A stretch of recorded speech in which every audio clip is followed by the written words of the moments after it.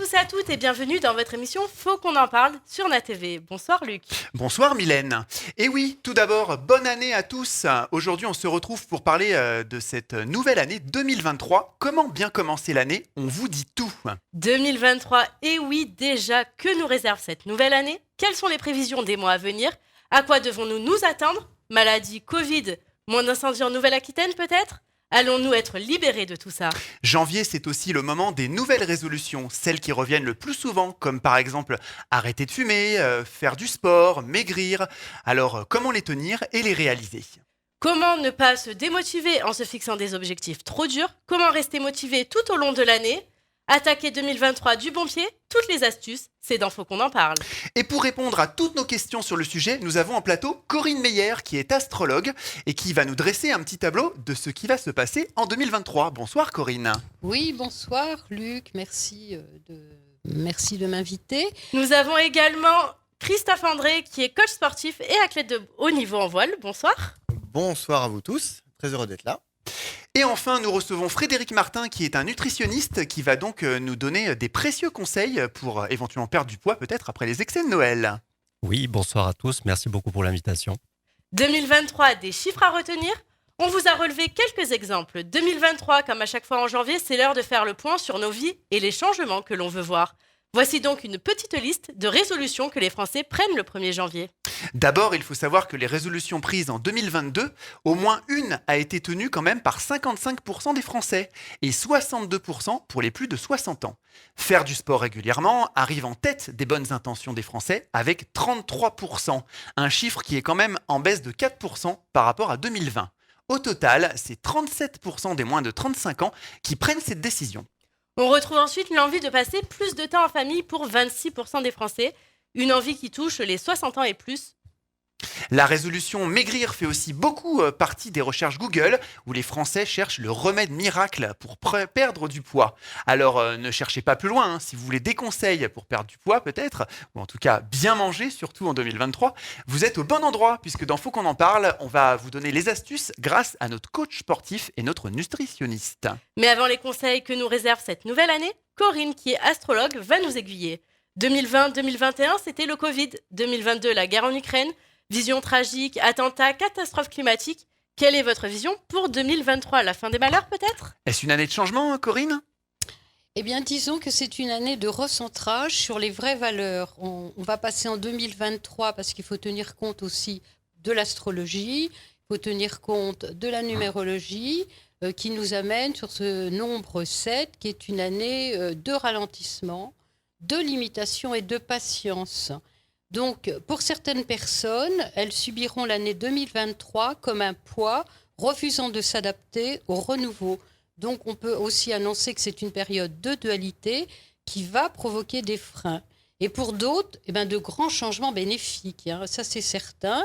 Donc, nous avons aussi une chose que dans le tarot, parce que je fais aussi du tarot, c'est la lame du chariot, qui est un chariot qui indique le choix de la bonne direction à prendre. Donc, il faut aller vers une transformation positive qui doit apporter la réalisation, l'épanouissement spirituel par la connaissance. Et donc, il faut se libérer des attaches du passé. La résistance du passé s'oppose à la conscience de l'âme et nous amène à réfléchir sur le sens de la vie, se reconnecter avec la nature, un autre regard, la protection aussi vers les animaux qui doivent bénéficier de la nature, d'espace et de liberté. La conclusion sera le triomphe des épreuves par la maîtrise et le calme. Donc on peut dire que c'est une année d'introspection pour ça. Alors, très bien, merci voilà. Corinne. En termes, par exemple, d'actualité, à quoi doit-on s'attendre? Est-ce que les prévisions, par exemple, au niveau de l'environnement sont bonnes, les avancées technologiques ou autres? Alors, là, je revenais aussi sur l'Ukraine. On avait parlé Oui. de la position. Alors, je pense qu'il y a un fort risque que la guerre continue en Ukraine. L'hiver sera très difficile, hein, ça c'est un peu normal. Mais je perçois un compromis qui peut être trouvé par une négociation par rapport à la Russie. Il est probable que ce soit lié avec la problématique de la mer d'Azov, on va dire que la Russie, de toute façon, ne cédera pas sans rien en retour, mais en fait, ils pourraient aller vers une négociation pour obtenir, c'est lié au gaz et au pétrole qu'ils cherchent à obtenir et à contrôler. Donc voilà. Et pour le risque de menace nucléaire, je perçois que c'est juste un ressenti, mais pas une application, en fait. Quelques avancées peut-être, effectivement. Voilà. Donc, quel est le meilleur signe, par exemple, cette année 2023 ? Meilleur signe astrologique. Alors par contre, j'ai pas parlé des tensions un peu, d'autres tensions. Il y a d'autres tensions peut-être qui peuvent arriver en observant les transits planétaires par l'astrologie. Il est fort probable que les tensions sur un plan mondial soient tendues, ce qui peut annoncer un ralentissement, une année donc un peu morose, un mouvement souterrain. Moi, je pense que la franc-maçonnerie aussi se positionne pour réformer la société sur le plan mondial, qui aura probablement beaucoup de difficultés à le faire appliquer. Car le maître absolu et la planète vont bousculer tout mouvement contraire. Donc un déferlement de situations vont se manifester. Donc une année 2023 qui va freiner l'économie, des grèves, des dysfonctionnements, des désaccords.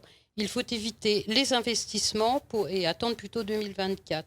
Donc, il y aura beaucoup de tensions quand même. Et ça risque au premier trimestre. Il est conseillé durant l'année de ne pas s'attacher à ces certitudes parce que vouloir contrôler ou dominer ou faire le pouvoir absolu engendreront des soulèvements populaires au fil des mois. Et ça, ce sera, à mon avis, par rapport au gouvernement. Donc la confiance est absente au sein du gouvernement, un remaniement s'annonce, une crise intérieure se prépare à partir du printemps et du mois de juillet.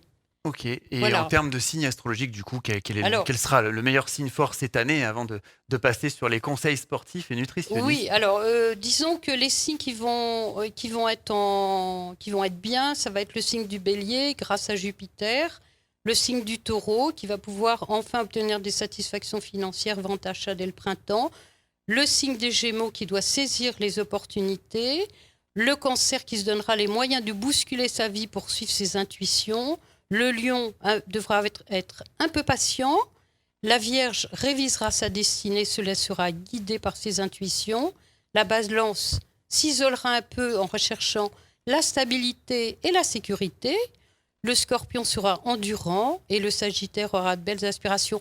En fait, ce qu'on peut voir, c'est quand même... Il y a une belle année pour tout le monde. Finalement. Pas pour tout le monde, mais disons qu'il y a des grands changements, surtout pour le Bélier, le Taureau, le Lion, le Cancer, la Vierge, qui seront quand même des années assez importantes à saisir, parce que tout est... je pense que c'est pas parce que c'est une année qui est un petit peu... freinée, c'est un retour à soi. Donc il faut se remettre en question, en fait. Donc c'est peut-être une année freinée, mais est-ce qu'on va se freiner sur l'amour, par exemple, l'amour ou sur le travail, j'allais dire, soyons clairs. Ah oui, non, il y aura des très bonnes au niveau même sentimental. Il y a les signes du Taureau, du Cancer, de la Vierge seront quand même favorisés par du Lion, par des grands changements. C'est une note positive, Corinne. Oui, bien sûr, mais je suis positive parce que ici on se concentre, on réussit très bien l'année 2023. Attention, hein. C'est une bonne année donc. Mieux que 2022 ? Je pense, oui, quand même. C'est le retour à la sagesse, on va dire, alors, et au choix. On le disait dans l'intro, effectivement, de l'émission, ça fait souvent partie des résolutions numéro 1 des Français. Après avoir bien mangé pendant les fêtes, clairement, on veut souvent un petit peu éliminer tout ça, Frédéric. Est-ce que tu as quelques tuyaux à nous donner ? Voilà. Bonsoir, alors quelques tuyaux. Alors je pense que ce que disait Corinne est plutôt de bon ton parce que le recentrage sur soi me semble être une clé importante en diététique.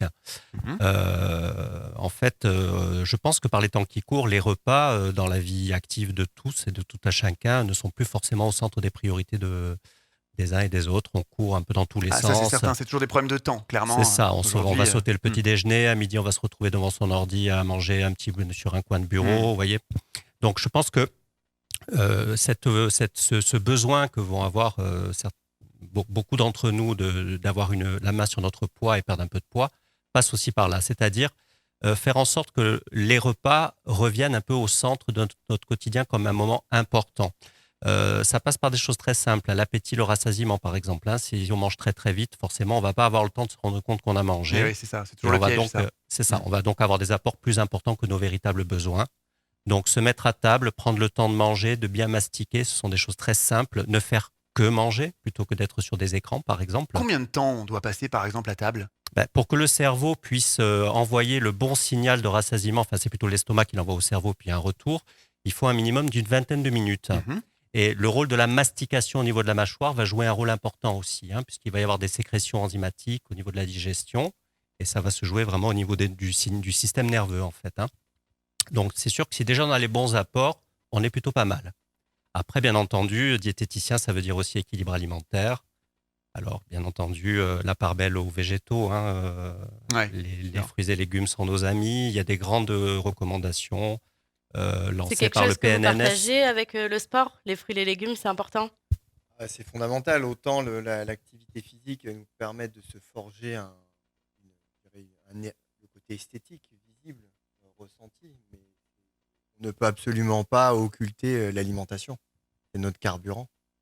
Donc, je dirais, notre santé passe déjà par l'assiette et ensuite par les baskets. Voilà. C'est ça. Mais il faut bien manger quand même. C'est fondamental. On ne peut pas. On l'a dans la pratique aussi bien de monsieur et madame tout le monde. Déjà, pour sa première santé, c'est ce que l'on va manger. Et ensuite, si l'on veut performer, si l'on veut progresser, s'adapter à nos contraintes professionnelles ou souhaiter modifier notre physiologie, il va bien évidemment falloir mettre l'accent sur l'activité physique de façon un peu plus précise. Point de vue alimentaire, si on veut perdre du poids en début d'année, est-ce qu'il faut se fixer un objectif à atteindre rapidement pour rester motivé? Ou plutôt sur du long terme, même si c'est plus dur mentalement, c'est peut-être le mieux, je ne sais pas. Alors, je vais vous faire une réponse plutôt un peu scientifique, puisqu'en fait, les dernières données que nous avons mettent en lumière le fait que les régimes un peu draconiens, hypocaloriques, ou même toutes les tendances comme le régime cétogène, ou même la diète prolongée, ont des effets à court terme, c'est-à-dire que la personne qui va tenter ça va être hyper satisfaite au démarrage, perte de poids rapide. L'inconvénient, c'est que les conséquences sont quand même un peu lourdes derrière, parce qu'en fait, on observe une fonte musculaire au cours de ce type d'épisode. Et qui dit fonte musculaire dit diminution. Vous savez, le corps, c'est un petit peu comme une voiture avec un régime de moteur. Donc, fonte musculaire égale diminution de notre régime, de nos métabolismes. Et plus les métabolismes diminuent, plus avec les années, c'est difficile de vouloir perdre du poids quand l'occasion se fait sentir. Donc, moi, je serais plutôt partisan de dire manger de tout avec plaisir et avec modération, en mettant l'accent sur l'activité physique, sur la baisse de la sédentarité, les temps d'écran, par exemple. Ça, c'est pas simple dans notre société aujourd'hui, tout ça. Exactement. Clairement, on passe de plus en plus de temps assis. En fait, le travail est 100% sur les écrans, si tu veux, dans certains métiers. Oui, maintenant, on recommande toutes les 2 heures, quitte à mettre une sonnerie sur notre téléphone, de se lever, de faire quelques étirements, quelques pas, et puis de venir se rasseoir pour rompre la sédentarité. C'est pas forcément nécessaire de faire des compétitions tous les jours dans des sports intensifs. Ça passe aussi par des petites choses comme ça. Quand on parle résolution en sport aussi, c'est quoi comme objectif qu'il faut se fixer? Pas trop dur? Pas du sport tous les jours, j'imagine? Alors, la clé, en fait, c'est de trouver du temps pour le faire. Et c'est ce qu'il y a c'est la clé. À partir du moment où on a réussi individuellement à trouver dans nos journées, dans nos semaines, un temps dédié pour s'occuper, prendre soin de soi, déjà, c'est 80% de la réussite, elle est là. Parce que dans ce temps dédié, que l'on va prendre pour aller faire une partie de tennis avec des copains ou juste aller marcher au bord de la plage, faire une balade en vélo, mais voilà, se donner ce temps-là pour soi, on a déjà fait plus de la moitié du travail parce qu'à l'intérieur de ce temps-là, ensuite, on va intégrer ce qui est la deuxième étape, la notion de plaisir. C'est fondamental. Alors, l'activité physique, il faut que, bien évidemment, elle soit orchestrée dans notre planning hebdomadaire. Mais il faut se caler des rendez-vous dans le planning, par exemple? Parce que sans rendez-vous, il n'y a pas de repère. Donc, sans repère, on ne sait pas où on doit aller. Et si on y va, on ne sait pas si on y est arrivé. Donc, il faut se donner des repères, comme qu'on va prendre le temps de prendre un rendez-vous chez le coiffeur, de prendre un rendez-vous pour aller rencontrer des amis ou faire une sortie au cinéma, au théâtre. Il faut prendre ses rendez-vous pour soi et voilà, se dire cette année, s'il y a des bonnes résolutions en 2023, c'est trouver dans son emploi du temps un temps dédié à de l'activité physique, quelle qu'elle soit. Et ensuite, cette activité, elle doit être ludique, ça doit être du plaisir. Et une fois qu'on a ces deux paramètres-là, tout est possible. Donc sans excès peut-être non plus. Parce que Non, les je excès crois sont qu'il jamais faut bons. être, comme vous le disiez, Corinne, ça va être 2023, ça sera une année d'introspection, de retour sur soi. Et le meilleur indicateur, c'est ce que Frédéric disait aussi avec l'alimentation, le système digestif renvoie des informations au cerveau, il faut s'écouter. Mais s'écouter dans le sens noble du terme. C'est-à-dire que souvent on se dit « Oh là, je suis tendu, j'ai eu des tensions au travail, j'ai envie de me défouler. » Écoutons ça. Ensuite, mettons en place une activité qui, elle, sera bénéfique pour nous. On va pouvoir se défouler, prendre du plaisir à aller marcher dans la nature, faire une activité sportive avec des amis. Quelque chose de plaisant, voilà, c'est ça. C'est fondamental. Sous la contrainte, c'est comme l'alimentation, comme disait Frédéric, on peut, sous la contrainte, faire certains efforts. Mais ça tient pas en fait. Mais il y a le mot contrainte. On se démotive Il y a à un le mot moment donné. effort et ça ne tient pas dans le temps. Hmm. Il faut trouver du plaisir, même dans l'assiette. Il faut trouver du plaisir. Il faut le faire intelligemment, mais il ne faut pas oublier la notion de plaisir. S'il n'y a pas cette notion de plaisir, il n'y aura pas ça sera Donc pas c'est l'argument terrain, numéro 1 pour pas se démotiver finalement. Bien Exactement. manger et faire des activités physiques qui nous plaisent.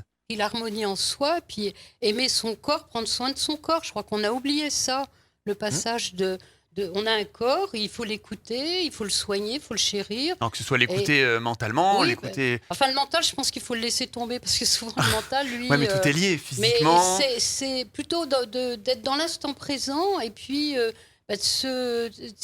surtout, je pense que c'est complètement de se reconnecter avec ce qu'on est, parce qu'on s'est oublié avec l'informatique. Les gens s'oublient, ils ne sont plus Ça, eux, c'est possible, ils sont lobotomisés, oui, clairement. complètement. Aujourd'hui, Donc, on est même, on peut parler Sur le mental, je me demandais si les résolutions, si on les tenait pas grâce au mental. Du coup, Corinne avait l'air de dire non. Moi, je répondrai pas d'une façon formelle parce que c'est à chacun de faire son choix. Mais je pense que le mental, parfois, a tendance à diriger ou à agiter l'esprit. En fait, pour trouver sa voie, son identité, c'est souvent dans le calme et dans la sérénité que les choses viennent, parce qu'on a oublié de regarder ce qu'il y a autour de nous. Donc le mental, lui, il va se demander à chaque fois, tiens, il y a ça là, pourquoi, comment, etc. Il va chercher une définition, alors que si on se laisse aller au repos, on obtient une grande satisfaction et là, c'est vraiment de la joie et du bonheur, je pense. Enfin, Christophe, en sport, c'est important le mental ? Tout passe le mental, parce que c'est le mental qui va organiser notre activité, notre motricité, le fait de bouger, le fait d'aller marcher, de vouloir courir, de décider qu'on allait forcer pour gravir telle montagne ou nager telle distance. Et c'est la clé. Moi, ancien sportif de haut niveau en voile, j'étais en équipe de France, j'ai fait voilà. Et on s'aperçoit que ça soit à haut niveau dans la pratique où il va falloir donner le meilleur de soi, que dans le mental, on en a besoin également aussi au quotidien, dans le fait de se dire c'est dimanche, j'ai décidé d'aller marcher dans l'eau avec un groupe d'amis, il fait froid, mais j'ai décidé de le faire. C'est le mental, bien évidemment. Il faut arriver à intégrer la décision. C'est compliqué, ouais. En nourriture aussi, tenir son régime, c'est du mental. En tout cas, c'est ce que j'entends en consultation toute la journée, les patients et les patientes qui me disent « je manque de volonté ». Alors, on essaie de pratiquer ce que l'on appelle de l'entretien motivationnel. Hein, c'est des approches, peut-être avec des suggestions de plats sympathiques. Par exemple, après, il est vrai que par les temps qui courent, avec l'abondance de la nourriture des rues, la junk food qui est très facile à se procurer, il y a une évolution dans les habitudes qui est qui doit être un peu redressée. Donc, on travaille beaucoup sur les motivations, changement d'habitudes alimentaires. Donc en fait, ce qu'on fait, c'est qu'on connecte plutôt la personne à ses vraies valeurs. Qu'est-ce qui est important pour elle ? En quoi la démarche est importante pour elle de venir voir un diététicien pour prendre soin d'elle ? Qu'est-ce il peut y avoir ? On peut poser des questions du style quels sont les avantages que vous retireriez de faire un changement dans votre alimentation ? quels sont les inconvénients à ne rien changer. Voilà, donc en discutant comme ça, on révèle le potentiel et la motivation de la personne. Après, pour rebondir sur ce que tu disais, je pense qu'en diététique, si on veut essayer en début d'année de faire quelque chose pour son poids, c'est peut-être une bonne idée aussi de poser des choses de planifier un petit peu les choses. C'est-à-dire que pourquoi pas, par exemple, préparer une liste de courses à l'avance, préparer peut-être un petit peu ses menus à l'avance pour être certain qu'au cours de la semaine, on ait ce qu'il faut dans l'assiette. Vous avez notamment l'approche du batch cooking. Je ne sais pas si vous connaissez le principe. Le batch cooking, c'est en fait une approche qui consiste à passer 2 heures en cuisine à un moment donné de la semaine, le samedi ou le dimanche. Ah oui, Oui, faire pour ces petites cuisiner gamelles. toute la semaine, c'est ça? Voilà, c'est ça. Et au cours de ces 2 heures, vous confectionnez l'ensemble des menus de la semaine. D'un point de vue bactériologique, c'est très bien conçu parce que les plats peuvent tenir comme ça jusqu'au vendredi. Et là, on mange pas des produits industriels avec tout un tas C'est ça. de choses vraiment mauvaises pour la On santé reste sur dedans. du fait maison. On essaie d'avoir des produits de circuit court quand on s'approvisionne en fruits et légumes. Circuit court, plutôt bio si on peut. Après, il y a des questions de budget aussi. Bien sûr. Et on a du fait maison sain. Voilà. Beaucoup de jeunes sautent des repas en pensant que c'est normal. C'est quelque chose qu'on voit de plus en plus. Est-ce que c'est bon ou pas pour la santé? On parlait du temps pour les repas, et du coup, les gens ont de moins en moins de temps, et les jeunes, ils sautent maintenant, les Et repas. oui, c'est ça. Alors, la jeunesse est une population qui a besoin d'énormément d'énergie. Vous savez qu'en fait, nous, si on remonte la chaîne de l'énergie, la base de l'énergie, c'est le soleil, qui alimente les plantes avec la photosynthèse, qui fait qu'ensuite les animaux, et nous, on est au bout de la chaîne. Donc, tout ça n'est que de l'énergie, en fait. Et un jeune, quand il a 20-25 ans, il a besoin d'énormément d'énergie. Sauter des repas, ça va être tout simplement un déficit dans cette énergie. Donc, ça peut occasionner des baisses de concentration, ça peut occasionner de la baisse d'énergie physique. Et puis, pourquoi pas un jeune sportif qui voudrait avoir une masse musculaire un petit peu plus développée, une impossibilité de le faire, par exemple. Ouais, clairement. Ouais. Le bon duo, finalement, cette année, c'est de bien manger et de faire du sport pour entretenir sa forme. Christophe? Ouais, ça c'est reste primordial, toujours un couple parfait, l'alimentation et l'activité physique, bien évidemment. Et il faut, je pense, le mettre tout ça, c'est encore une fois l'aborder. On parlait du mental pour se motiver, pour pouvoir le faire. Il faut vraiment définir l'alimentation et l'activité physique comme quelque chose de plaisant, quelque chose qui va nous faire du bien, quelque chose qui va nous faire progresser. C'est important. Faut vraiment pas le voir comme une contrainte, c'est ce qu'on disait tout à l'heure. C'est pas se dire, tiens, c'est l'heure, il faut que j'aille faire mon footing, il faut que je fasse 30 minutes. Alors déjà, le fait de machin. dire il faut, déjà, non, on est il faut voilà. pas. En J'ai diététique, c'est envie de le pareil. faire. J'ai envie de manger ça. Parce ça a que bon goût. derrière, je sens les bienfaits. Exactement. Et ça passe par... Il y a plusieurs façons de l'aborder. Déjà, soit on le fait de façon intuitive, soit on va être beaucoup plus formel. Et on peut, de façon basique, dans un premier temps, soit l'écrire. Se dire, tiens, comme tu disais, Frédéric, programmer ses repas pour l'ensemble de la semaine. De la même façon, on peut les programmer soit par écrit. Dire, voilà, le dimanche, je vais faire ça, je vais manger ça, ça me fait plaisir. Le dimanche prochain, j'ai une sortie vélo avec les copains. Je peux programmer et mettre qu'une connotation de plaisir. Et une fois qu'on sera dans cette activité plaisir, on mettra instinctivement une intensité. Si on programme une jolie marche dans un bel endroit, plutôt que de marcher que 15 minutes autour d'un stade, l'endroit est super joli, on sera parti pour une balade d'1h30. Et sans s'en rendre compte au final. Parce qu'on aura intégré du plaisir, quelque chose qui nous donne envie de le faire. C'est très important d'être dans la notion de positif. On voit bien clairement que le sport et la nutrition, c'est lié. Il faut avoir le plaisir de bien manger, le plaisir de faire des activités sportives. On a la même philosophie de notre côté. Après, un grand principe d'équilibre alimentaire, mais là, je ne vais rien apprendre à personne, c'est qu'on va essayer de découper notre assiette en 3 parties, avec, tant que faire se peut, moitié de notre repas sous forme de légumes, un apport en protéines animales ou végétales, et on va dire, suivant la morphologie, l'âge, le féculent en complément, les 3 entités. Bon, une fois qu'on a ces éléments-là, on fait du mieux qu'on peut. En nutrition, c'est un petit peu pareil. Si on prend le temps de s'attabler et si on prend le temps de déguster son plat, si on prend le temps de l'observer, pourquoi pas le porter à ses narines avant de le mettre en bouche. Ça procure du plaisir, ça. Bien entendu. Les odeurs, la vue. C'est ça. Et donc, à partir de là, on n'a pas besoin d'aller sur des quantités extrêmement importantes. L'approche des régimes a démontré vraiment ses méfaits. Vraiment, le régime amaigrissant a montré ses méfaits. Ça provoque ce qu'on appelle de la restriction cognitive, c'est-à-dire que ça entraîne le patient dans un phénomène de je dois pas, il faut absolument Des que, il contraintes, ne faut finalement. absolument pas que. C'est ce qu'on dit. Le chocolat, ça fait grossir, le pain, ça fait grossir, des espèces de croyances comme ça qui se... Donc forcément, ça peut pas tenir. Non, Quand on pense c'est comme une ça. lutte. C'est Que ce une soit pour le lutte. sport, la nutrition. Et la lutte, c'est comme un jeu de tir à la corde. Au bout d'un moment, l'équipe la plus forte gagne, Ah oui. forcément. Il y a le jeûne intermittent aussi qui se développe pas mal. C'est bon, enfin, ça n'a pas l'air bon du coup. Il semblerait que non. On va dire que c'est très en vogue. Oui. Alors, il y a plusieurs approches possibles. Il y a les personnes qui vont manger pendant 8 heures et puis s'abstenir ensuite tout le reste du temps jusqu'aux 24 heures. Il y a ceux qui vont faire un jour sur 2. Il y a ceux qui vont faire une semaine sur 2. Là, je pense que si on a cette conviction, elle est totalement respectable, mais il faut qu'elle soit accompagnée. Après, je pense que le diététicien est plutôt bien placé pour le faire parce qu'il y a des apports conseillés, notamment en protéines, en vitamines, en minéraux. Le risque, c'est de faire des carences. Et puis, on a toujours sur toile de fond cette fameuse fonte musculaire qui est très problématique.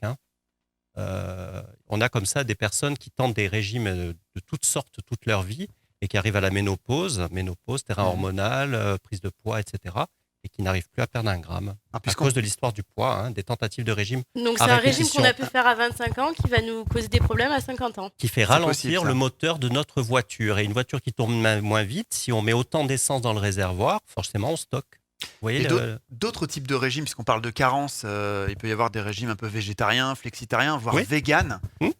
C'est bien, c'est pas bien, on doit s'y mettre. C'est dans l'air du temps, c'est plutôt une bonne approche pour la préservation de la planète, puisque la réduction de la consommation de viande, notamment les bovins et les ovins, est plutôt une bonne idée par rapport au fait que ces animaux dégagent du méthane et donc des gaz à effet de serre. Et puis ce sont des élevages qui demandent énormément d'eau, de ressources en eau. Donc, de ce point de vue-là, c'est plutôt intéressant. Après, si on regarde les choses sous un angle purement diététique, il faut être un petit peu plus prudent parce qu'au fil des mois et des années, on peut faire des carences dans certaines vitamines, comme notamment la vitamine B12. C'est très important, on peut faire des anémies. Le calcium, on peut faire de l'ostéoporose, on peut se casser un os. Enfin, c'est pas très rigolo tout ça. Le végétalisme fait partie des approches qui entraînent à long terme beaucoup de carences. Donc, c'est très respectable, mais ça mérite quand même de faire un bilan sanguin 2 fois par an, contrôler un petit peu les minéraux, les vitamines. C'est un peu comme tous les excès. Voilà, quand on pousse les choses à l'extrême, c'est pas bon. On est omnivore, on est omnivore, ça veut dire qu'on est fait pour manger de tout théoriquement. Est-ce que 2023, c'est une année faite pour maigrir avec les astres, la lune, etc. Ah oui. Qu'est-ce qui nous attend en 2023 ? Tout à fait, parce que ça revient toujours à la même, pareil, c'est-à-dire que si la personne veut bien prendre conscience de tous ces changements qui lui sont donnés et observer, regarder, choisir, elle ira tout à fait dans le bon sens du terme, en marchant, en étant dans la nature, en se projetant sur des... Alors, je reviens un petit peu sur le côté mental. C'est vrai que pour être déterminé dans la vie, il faut le mental. Moi, c'est vrai que j'ai toujours tendance à soigner l'âme, parce que l'astrologie, on est dans une sphère des astres, mais sans volonté, on ne parvient à rien. Ça, je suis bien d'accord, je voulais revenir là-dessus parce que c'est vrai, pour réussir. Mais bien sûr, je pense qu'on est vraiment dans une année de prise de conscience en 2023 qui peut être très positive et on a besoin de se raccorder à soi et à la nature et d'écouter aussi des bons coachs comme ici. On entend souvent dire aussi que quand on grossit trop, on peut avoir mal au dos. Le dos, c'est quelque chose qui vous connaît. On a un petit livre que vous nous avez écrit. Est-ce que vous pouvez nous expliquer un peu en quoi la nourriture peut avoir un impact sur le dos ? Alors déjà, ce livre que j'ai écrit, en fait, il se base sur une méthode en 3 points qui est le développement de la mobilité articulaire, la capacité de réaliser des mouvements. Aujourd'hui, la sédentarité, par exemple, les positions assises dans lesquelles nous sommes, on a effectivement une flexion de hanche et quand on va se relever, des muscles seront raccourcis. Donc, bref. Il va y avoir un manque de mobilité. Donc, dans cette méthode, il y a le développement de la mobilité, donc des exercices précis, du renforcement musculaire, mais alors là, en étant très précis sur ce que l'on fait pour ne pas se blesser, d'autant plus dans le domaine des abdominaux, car on voit de tout et n'importe quoi. Et ensuite, le 3e volet, c'est comment on s'étire, comment on relâche, on redonne de l'espace, d'autant plus au niveau de la colonne vertébrale, sur les disques intervertébraux, qui sont constitués de beaucoup d'eau et qui ont besoin de se réhydrater dans l'ensemble de l'organisme. Donc, voilà, quand on entend que grossir, ça fait mal au dos, pas forcément. Alors, aide pas. ça peut être lié parce qu'on va augmenter le poids de la personne. Donc, en augmentant le poids de la personne, on augmente la charge Fatalement, qu'il va falloir transporter. Ensuite, on va augmenter tout ce qui va être. En général, quand on prend du poids à outrance, on peut avoir une perte de mobilité. Donc, de toute façon, ça aura des effets négatifs. On ne peut pas dire que la prise de poids soit quelque chose de positif. Ça aura des effets négatifs. Donc, oui, ça va bien évidemment être un facteur supplémentaire sur les maux de dos ainsi que tous les troubles musculaires et squelettiques. Et tous ceux qu'on peut avoir aujourd'hui, effectivement, avec toutes ces nouvelles technologies, ces positions sédentaires, la souris par exemple, maintenant il existe des souris ergonomiques, on peut les mettre sur le côté. Donc tu parlais, Christophe, d'étirement. Est-ce que tu peux peut-être nous montrer un étirement qu'on pourrait faire régulièrement, par exemple? Alors, je peux vous montrer des étirements. Par contre, je veux juste aborder un sujet parce qu'on est tous très souvent assis. C'est clair. Mais peut-être mal assis du coup. Alors, être mal assis, c'est certain. Déjà, on n'est pas fait pour être assis. Déjà, moi, ce que je propose, c'est que toutes les personnes aujourd'hui qui ont la possibilité essayent de se lever pour travailler. Moi, j'ai travaillé pendant 1 an pour une structure, une association qui s'appelle Sourire à la vie, une association qui accompagne les enfants atteints du cancer. Et j'avais un poste à la fois sur le terrain, à la fois de bureau. Et j'ai refusé pendant cette période-là, cette mission-là, d'être à un bureau. J'ai travaillé, à chaque fois que j'étais en situation de travail informatique, sur une table haute qui me permettait de rester en position debout. Et ça, c'est possible de le faire. Il faut savoir qu'en France, on est toujours un peu en retard. On est séduit par le côté anglo-saxon, des nouvelles techniques qui peuvent arriver, que ce soit dans l'alimentaire, que ce soit dans tout un tas de domaines. Il faut être innovant en France et il faut prendre, le bon sens qui est on peut faire tout un tas de choses debout. Je ne sais pas si manger debout, c'est bien, mais en tout cas, on peut prendre le temps Effectivement, de pourquoi pas travailler debout. Alors après, je peux vous sur un montrer ordi. quelques étirements très simples. Après, des étirements, on peut en faire... quel type d'étirement vous voudrez voir sur quel type de groupe musculaire? Le haut du corps, Non, mais j'imagine. par exemple, une fois qu'on a une position sédentaire toute la journée, est-ce qu'il ne faut pas, par exemple, toutes les heures, se faire un petit étirement, quelque chose? Alors, Un truc simple, hein. Il y a un rythme que l'on fait, que moi je fais. J'applique à moi-même, parce que je passe du temps à écrire aussi. Je mets des alarmes de 30 minutes sur mon téléphone. 30 minutes. C'est très simple. Ah oui. C'est très simple. 30 minutes, qu'est-ce que je fais au bout de 30 minutes? Soit quand je suis assis, soit quand je suis debout. Je me lève et je m'assois, je me relève 30 fois. Ça paraît très simple. Se lever et s'asseoir 30 fois, c'est rien. Et comme je dis 30 flexions de jambes, ça prend 1 seconde. Donc, ça prend 30 secondes. Donc, les 30 secondes, on peut les prendre. Il y en a qui vont les prendre pour vite fait aller sur les réseaux sociaux. Prenons ces 30 secondes juste pour s'asseoir et se relever. Ça peut être ça. Oui, Voilà. ça fait un mouvement. Là, la position dans laquelle on est vraiment très bas. Et ce qui n'est pas bon, parce qu'on a le bassin sous les genoux. Et le fait d'avoir le bassin sous les genoux a tendance à nous faire arrondir le bas du dos. Ça, c'est pas très très bon. L'idéal, c'est d'avoir en position assise, d'avoir le bassin le plus haut possible par rapport à ses genoux. D'accord. Donc là, si je suis debout, naturellement, on va retrouver cette cambrure naturelle que l'on a. Et il faut la conserver.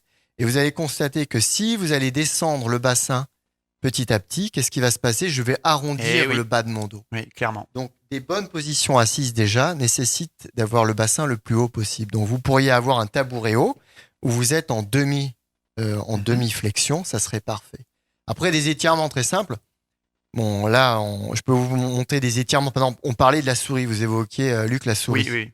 Alors, je vais être obligé de lâcher le micro. Alors, j'improvise. Ouais. Ah ouais, c'est pas mal. Je m'adapte. Voilà. Adaptation. Il y a un exercice très simple qui est donc ce qui va être relâcher les avant-bras. D'accord? Donc, on se met tout simplement, je vous invite à le faire avec moi. Vous tendez la main devant, vous resserrez les doigts et avec l'autre main ici, qui est inactive, vous allez tirer dessus, mais doucement. Voilà, tranquillement. Et vous sentez que ça va étirer à la fois à l'intérieur de la paume de votre main et ensuite dans l'avant-bras. Voilà, Ouais, tout simplement. tout à fait. Voilà, c'est ces petits exercices que l'on peut faire. On peut s'aider aussi avec le bord du bureau. Et après, on fait la même chose, parce que là, on a fait les doigts, mais on n'a pas fait le pouce. On a fait la même chose avec le pouce, par exemple. Oui. D'accord. Vous voyez, après, par tous les exercices des étirements au niveau des bras, etc. On fait tout un tas de mouvements. Voilà, pour donner un exemple en position assise. On peut le faire, on peut tous le faire. C'est vrai qu'en général, on ne prend pas le temps de le faire. On a tous de plus en plus de choses à faire. de Et un manque de timing temps. on a serré. dit. Ouais. C'est exactement ça. Et c'est préconisé de le faire toutes les 30 minutes, même ça. Alors, Au moins pas toutes les forcément heures, les déjà. mains, mais je dirais qu'aujourd'hui, en 30 minutes, quel que soit le métier que l'on fait, alors bien évidemment, si vous êtes chauffeur routier, si vous êtes sur les routes, si vous êtes en cours Travaux avec des publics élèves, ou autres, Mais dans la mesure du possible, 30 minutes sur un téléphone, c'est facile. En 30 minutes, vous mettez en stand-by ce que vous faites, vous vous levez. Alors, si vous pouvez pas faire des flexions parce que vous voulez pas vous mettre, entre guillemets, en spectacle avec vos collègues, bah, vous vous levez, vous allez prendre un café, vous allez boire un grand verre d'eau. Déjà, alors vous allez me dire, oui, mais Christophe, si je bois un grand verre d'eau toutes les 30 minutes, je vais avoir envie d'aller aux toilettes. Mais c'est parfait. Tant mieux, oui. C'est parfait. Parce que l'avoir envie d'aller aux toilettes va vous obliger à vous lever et à marcher. Donc, c'est très, très Et à bien. se rasseoir aussi. Exactement. Effectivement. Qui dit nutrition, on va parler plus sport. Pour parler sport, comment on fait pour perdre du poids? On se muscle en sport? C'est ça? Alors, déjà, je dirais, il y a plus de 60-70% du travail, c'est l'alimentation. On va pas se mentir. J'ai dit tout à l'heure, c'est un couple. Ouais, Faut mais bien c'est un couple. manger Le et faire du levier sport. sur le plus fort en nutrition. le levier sur ce qu'on va ingérer est Le mental. fondamental. D'accord? C'est-à-dire qu'aujourd'hui, on se prive d'activité physique, on se prive également d'alimentation, on va fondre, hein. Ça c'est clair, hein. On va pas se mentir. Mais par contre, si on veut, on va mettre un grand levier sur l'alimentation, mais ensuite l'activité physique en elle-même, il va falloir prendre un peu de muscle. Car c'est le muscle qui consomme de l'énergie. Eh oui. Si je ne me muscle pas un minimum, l'objectif c'est pas d'être bodybuildé, mais c'est de construire un peu de muscle, car c'est ce muscle qui consomme de l'énergie, et l'énergie, on l'absorbe dans l'alimentation, et quand on a trop absorbé, on la stocke au niveau adipeux, le gras. Donc pour aller déstocker, il faut consommer ce qu'on a dans le sang, et c'est les muscles qui consomment de l'énergie, et ensuite, éventuellement, si on est, entre guillemets, on consomme plus d'énergie que ce que l'on en a absorbé, on va la déstocker, pour faire simple, à peu près. Oui. Je simplifie beaucoup. Hein. Donc oui, il va falloir se muscler un petit peu, mais un petit peu. C'est le bon sens, d'accord? En faisant des séries, si vous voulez, des chiffres, je vais pas manipuler un poids en forçant, et il faut que je sois capable de le manipuler plus d'une 30aine de fois pour faire les choses très très simples. Si j'arrive pas à manipuler un poids plus de 10 fois, je force énormément, la charge sera trop lourde pour quelqu'un qui se remet à l'activité physique. Donc il vaut mieux favoriser, si on doit être dans de la musculation, on parlait de muscles, être dans des longues répétitions, donc avec des charges moyennes, de façon à réacclimater les muscles, les tendons et les insertions des tendons sur les os, et aussi le système cardiovasculaire, etc. etc. C'est ce qu'on disait en début d'émission sur la nutrition. Souvent, on veut perdre du poids vite pour mentalement être content, on va dire. En sport, c'est pareil, il ne faut pas soulever trop vite, trop lourd. Non, je crois qu'il faut prendre son temps et incorporer la nécessité de le maintenir dans le temps. Il faut vraiment se visualiser dans du positif, dans c'est bon pour nous, comme c'est bon de dormir. On n'a pas évoqué le sommeil, mais le sommeil est fondamental pour la récupération psychologique, pour le physiologique, pour l'assimilation des nutriments, etc., etc. Donc il faut prendre le temps de faire les choses et surtout les maintenir dans le temps. C'est très important. C'est comme se laver les dents.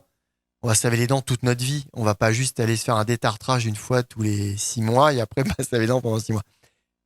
L'activité physique, comme l'alimentation, c'est de l'hygiène de vie. C'est comme on se lave tous les jours. On dort tous les jours. On mange correctement tous les jours. On bouge un peu toutes les semaines ou un peu, etc. Donc c'est une habitude en fait à prendre. Et oui, mais c'est de bonnes habitudes qu'il faut reprendre, car c'est fondamental. Ouais. C'est la base. Donc, exactement. Peut-être des bonnes résolutions à prendre en ce début d'année 2023. Du plaisir souvent. Voilà. Quand on est sportif, Fred, quel régime, on va dire, alimentaire est le plus fait pour nous? Alors, tout dépend des objectifs du sportif. On va dire que si on a un objectif de prise de masse, on va beaucoup jouer sur les prises en protéines, mais de façon contrôlée. Dans notre confrérie à nous, ça se calcule par gramme de protéines par kilo de poids de corps, donc c'est assez précis. On va faire la part belle aux féculents parce que c'est aussi le carburant du muscle. Donc les personnes qui veulent faire du développement musculaire, c'est ça. Et puis on va réduire énormément les apports en lipides, en matière grasse. On va tomber aux alentours des 20% par rapport à l'apport total en énergie. Après, si on a affaire à un coureur, par exemple, là, l'objectif est assez différent. On va aussi jouer sur les protéines. On va être un peu moins sur les féculents, peut-être un peu plus les végétaux. Et puis, on va avoir les apports en énergie rapide, les glucides simples, les sucres rapides qu'on va conseiller juste avant les épisodes de sport, comme les fruits ou les fruits secs, par exemple, les abricots secs, les bananes CG, etc. Voilà. Le sport, on peut en faire à l'extérieur. On peut éventuellement aussi en faire en salle. C'est bien, il faut le faire. tout est bon à prendre. Je dirais que ça fait des années que je suis soit des athlètes, soit des gens qui sont en ALD, en affection longue durée, que ce soit des jeunes, des moins jeunes, etc. La priorité, ça va être de pratiquer, quelle que soit la pratique. Il y On en l'a a dit qui tout vont... à l'heure en se faisant plaisir. C'est Exactement. ça le but. Il y en a qui vont aimer faire du tapis de course à la maison. Ok, le tapis de course. Il y en a qui préfèrent aller en salle de gym parce qu'ils vont discuter avec les copains, faire des connaissances, sortir de chez eux. Ok, faut prendre. Faut déjà prendre ça. Ensuite, à l'intérieur de ça, on mettra de la qualité, on mettra du rythme, on mettra des répétitions. Ça, on le fera après. Ça, c'est facile. Le plus dur, c'est voilà, d'être, quelle que soit l'activité que l'on va avoir, c'est qu'elle soit régulière, si possible hebdomadaire, sur des blocs d'1 heure, 1 heure et demie, 2 heures, pourquoi pas. Et puis, un petit peu tous les jours. Se lever, pas passer 4 heures assis sur une chaise, ça, c'est pas bon. Toutes les 30 minutes, je me lève, je bois un grand verre d'eau, je fais quelques flexions, je marche. Je sais pas, je vais faire quelque chose, mais il faut absolument que je me décolle de ma chaise au moins toutes les 30 minutes. Est-ce que Corinne, il y a des personnes qui sont plus faites, on va dire, sur les signes astrologiques pour faire du sport que d'autres? Alors là, c'est une question qui est un petit peu compliquée parce que c'est le thème natal qui va révéler ça. Souvent, Dans on tous va les dire cas, les qu'il y ait des signes du signes ou pas, il bélier. faut s'y mettre. Non, C'est mais clair. les béliers, sont des sportifs aussi parce que en général, ils sont très dynamiques, les signes de feu. Mais ça veut rien dire. Si c'est pour la natation, ça peut être des signes d'eau, le poisson, le cancer. Donc, en fait, c'est surtout travailler sur le thème natal qui permet de voir le potentiel et puis les performances carrément qui sont écrites. Le potentiel, il est écrit dès la naissance. Donc ça, il est tracé. D'accord. Voilà, on le voit surgir ça. Et quels sont les types d'exercices qu'on peut faire à la maison sans se faire mal au dos et ailleurs, bien sûr? Ah bah je vais pas tout conditionner par les particularités des environnements et de chacun, mais très simplement à la maison, ça peut être déjà basique, de façon très basique, au moins marcher. Car les plus gros groupes musculaires, ce sont les jambes, ce ne sont pas les bras. Donc si vous faites que du ping-pong, c'est sûr que ça va pas être top. Donc l'idée, ça va plutôt être de la marche autour de la maison, marcher tout simplement, faire du vélo. Et ensuite, après, ça peut faire des exercices qu'on appelle type des circuits training qu'on peut faire à la maison. On met un tapis de gym, on se met une petite vidéo. Alors, il y a de tout. Mais déjà, voilà, si déjà vous êtes dans une pratique, vous allez faire, par exemple, faire des flexions de jambes, vous lever, vous rasseoir. Ensuite, enchaîner avec d'autres groupes musculaires, vous faire des pompes à genoux. Ensuite, vous en faites une dizaine, par exemple. Ensuite, passer sur le dos, faire des exercices abdominaux et faire des petits circuits comme ça. Déjà, des petits circuits à la maison, tout simple. Il en existe des quantités infinies sur Internet. Bon, il y a de tout. Mais bon, bref, quand vous aurez choisi les bons exemples, mais déjà des petits circuits d'exercice à la maison, c'est déjà très très bien. Ça suffit. Et comment être sûr qu'on le fait correctement sans se faire mal? Alors l'idéal, c'est comme être sûr de bien manger ou d'être bien soigné ou de bien D'être suivi apprendre. par un professionnel. Évidemment. Oui. On va se dire la vérité, on peut tout faire soi-même. Mais maintenant, voilà, si je veux que mon carrelage soit bien posé à la maison, je le fais faire par un professionnel. Si je veux être bien soigné au niveau de mes dents, je vais voir un dentiste. Si je veux être conseillé au niveau alimentaire, je vais voir Frédéric, Oui, un diététicien, bien évidemment. etc. Donc, je pense que l'idéal, c'est d'avoir un professionnel qui est peut-être pas obligé de vous suivre toute votre vie, parce que ça peut avoir un coût, mais tout du moins pour vous mettre sur des rails, vous donner des bons exercices, le voir une fois par semaine, une fois tous les 15 jours, le voir pendant 2-3 mois, puis une fois que vous avez une base d'exercice, vous dites, ah bah tiens, ok, j'ai bien intégré ces mouvements, maintenant je me les suis appropriés, et maintenant je vais pouvoir les répéter. Donc le coach sportif peut aider à se motiver, parce que quand on est seul pour faire des exercices à la maison ou faire le tour du quartier ou un peu de footing, C'est il peut apporter indispensable. le déclic, le petit Tout truc. à fait, tout à fait. Et c'est ce pourquoi, alors je l'ai été formateur de coach sportif aussi. J'ai enseigné les matières pour cette profession. Et il est essentiel aujourd'hui de s'entourer. Ça va vous motiver, ça va vous donner les bons exercices à réaliser, ça va vous donner aussi des idées nouvelles, vous faire prendre conscience que vous êtes capable de faire des choses auxquelles vous n'auriez peut-être pas pensé. Donc ça, oui, c'est vraiment intéressant. De toute façon, quand vous vous lancez dans une activité, de se faire conseiller par un vrai professionnel, compétent, qualifié, j'insiste bien là-dessus aussi, que les gens soient qualifiés, pour vous dire, voilà, aujourd'hui, j'ai des bonnes bases, je vais m'appuyer là-dessus pour pouvoir ensuite continuer ma pratique.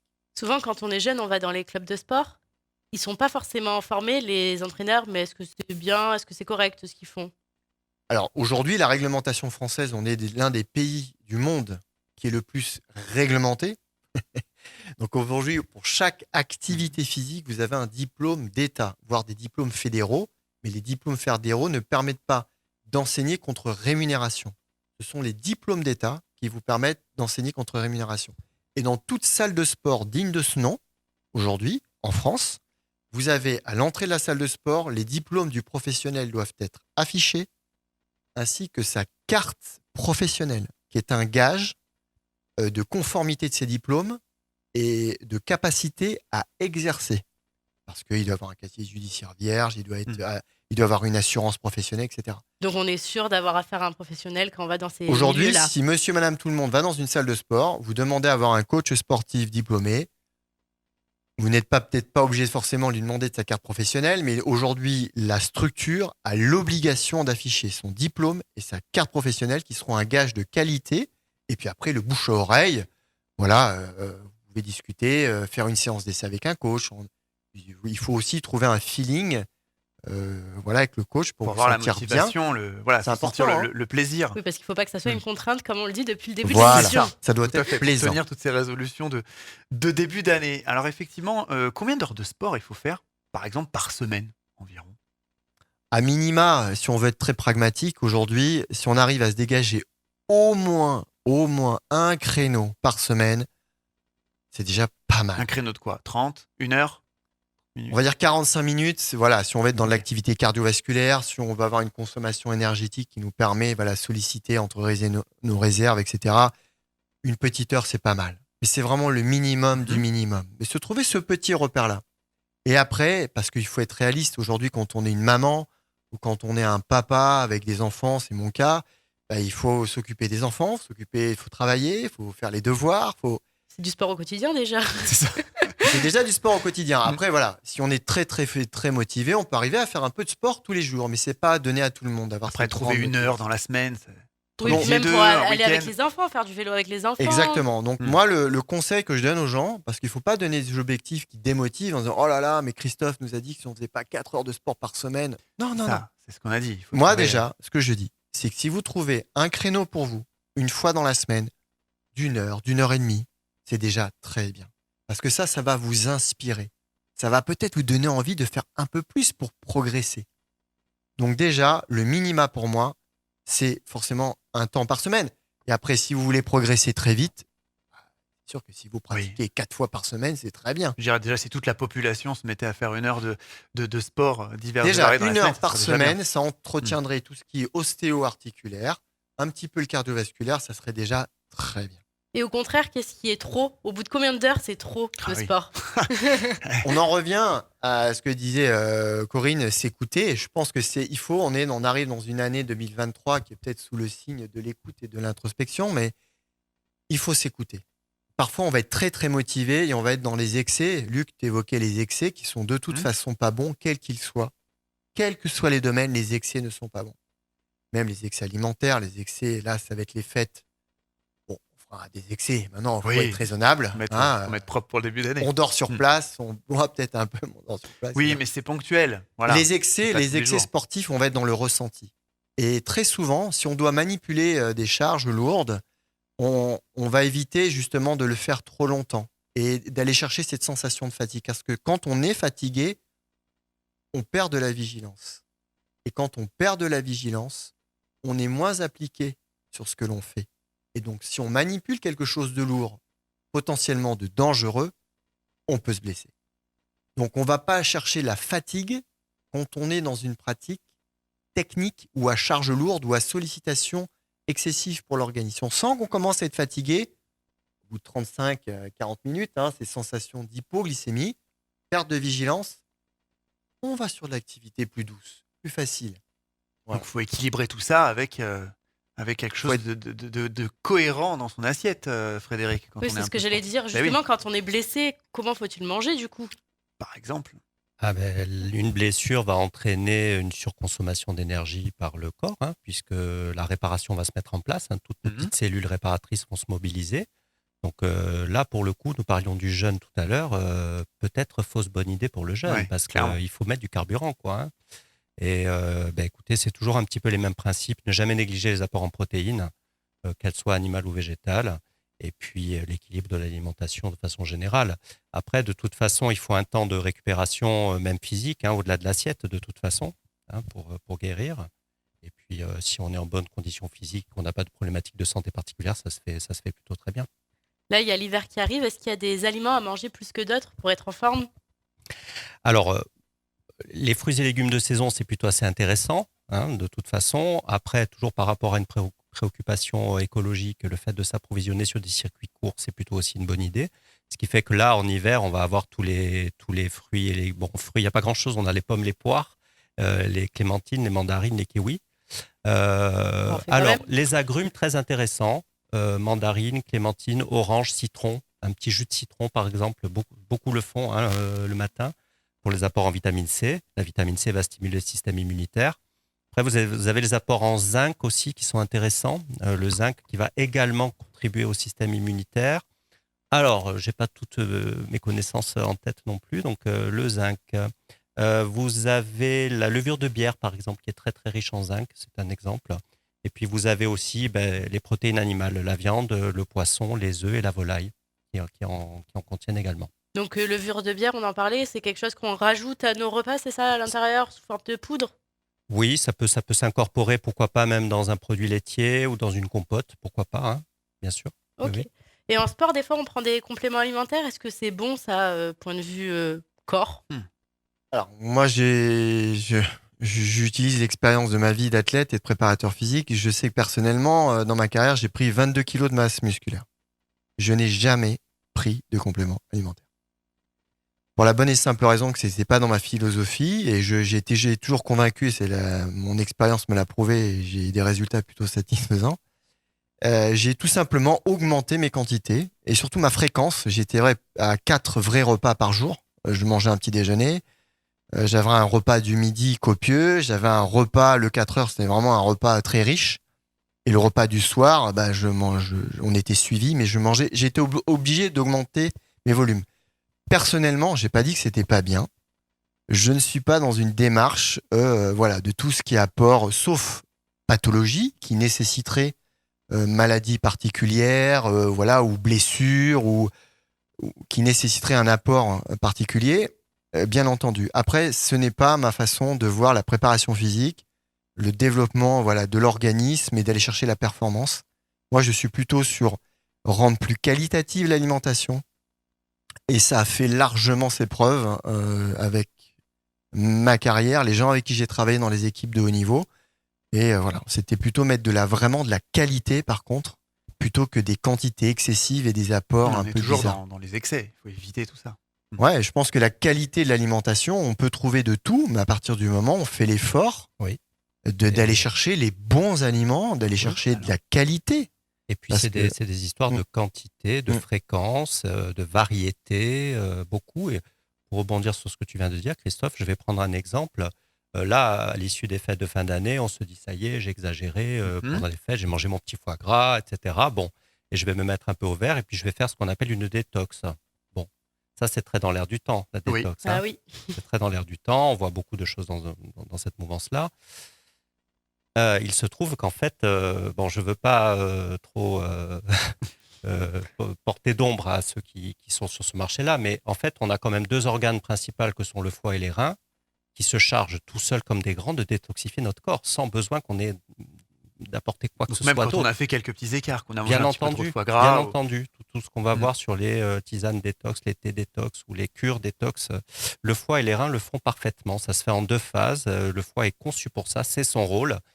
Et il n'est pas forcément utile d'apporter des compléments supplémentaires pour accélérer ce processus-là. C'est ça, c'est ce que j'allais dire, les compléments alimentaires, ça aide juste à gagner du temps. Ça dépend.